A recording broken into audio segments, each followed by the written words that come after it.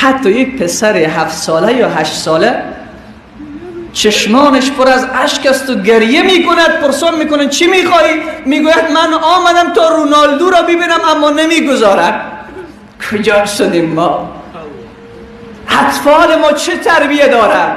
اطفال ما عاشق دیدار که شدن؟ حافظ ابن قیوم جوزی میگه بزرگترین نعمت الله در بهشت دیدار الله است. به جای اینکه امروز تزریق بکنیم به فرزندان خودمان، تلقین بکنیم به فرزندان خودمان که فرزندم در بهشت دیدار الله و بندگانش میسر می شود. 2 شبانه روز انتظار کشیدن برای دیدن رونالدو، داخل تشنابه ها خود را حبس کرده تا رونالدو را ببینند. گرسنه و تشنه برای رونالدو